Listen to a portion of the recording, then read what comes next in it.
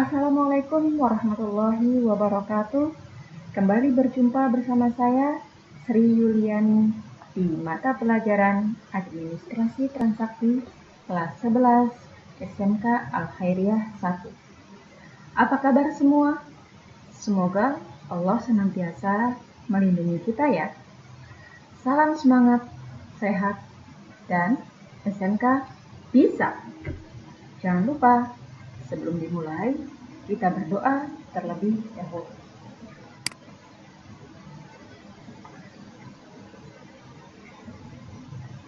Sebelum kita mulai kepada materi, saya akan membacakan kompetensi dasar mata pelajaran Administrasi Transaksi. 3.4 Menganalisis dokumen transaksi pembelian. 4.4 Membuat administrasi transaksi pembelian. Tujuan pembelajaran peserta didik diharapkan mampu. Yang pertama, memahami dokumen transaksi pembelian. Kedua, melakukan administrasi pembelian.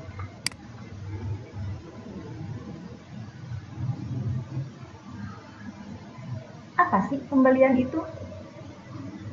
Pembelian adalah suatu tindakan untuk mendapatkan barang atau jasa untuk kemudian digunakan sendiri atau untuk dijual kembali. Adapun untuk melakukan pembelian bisa dilakukan dengan tunai ataupun kredit, tergantung pada kesepakatan antara penjual dan pembeli yang terlibat.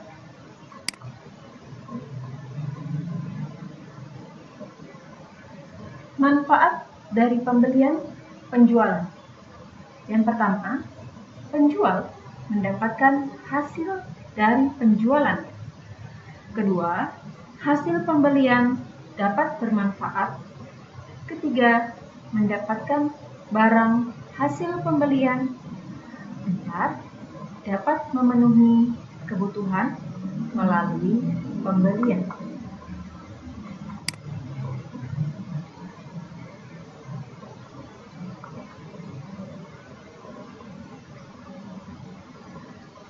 Pihak yang terlibat dalam transaksi pembelian siapa saja? Yang pertama, ada supplier. Kedua, pelanggan atau pembeli.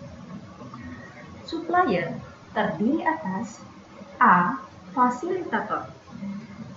Fasilitator yaitu orang atau badan yang menunjang kegiatan transaksi dengan mendistribusikan barang dagang. B.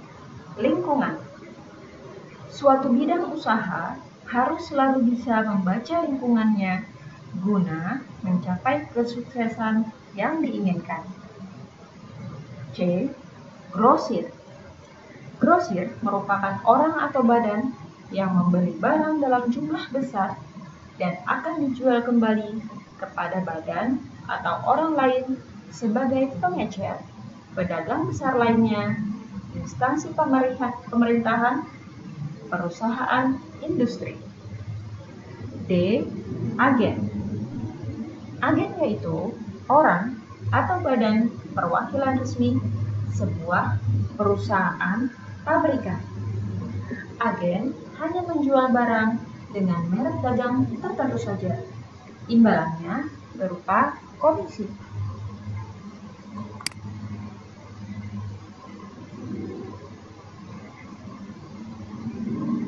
Siklus pembelian. A. Pembelian kredit berdasarkan inisiatif perusahaan. B. Pembelian kredit berdasarkan penawaran supplier. C. Pembelian tunai berdasarkan inisiatif perusahaan. D. Pembelian tunai berdasarkan penawaran supplier.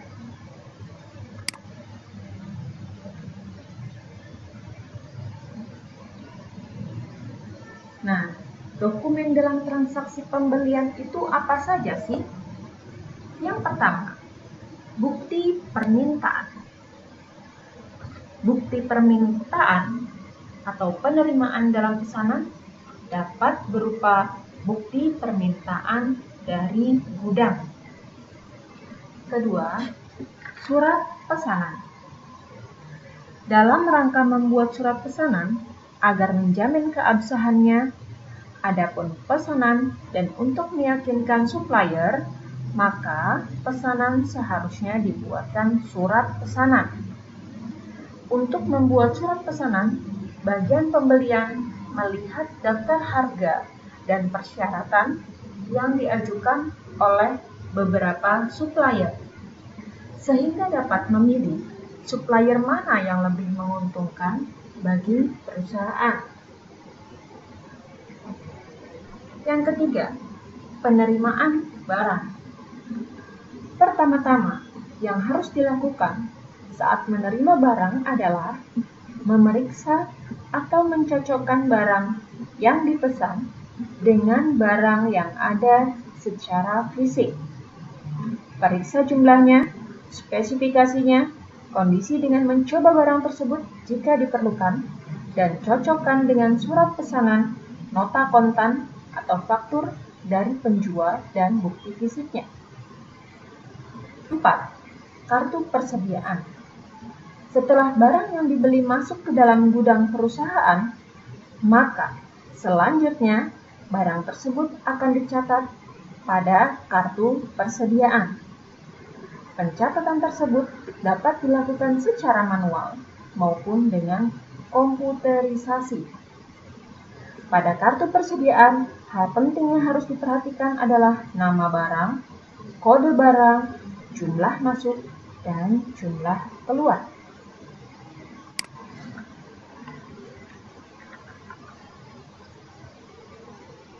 Demikian materi kita kali ini. Semoga kalian bisa memahami penjelasan dari saya ya. Terima kasih. Saya akhiri. Wassalamualaikum warahmatullahi wabarakatuh.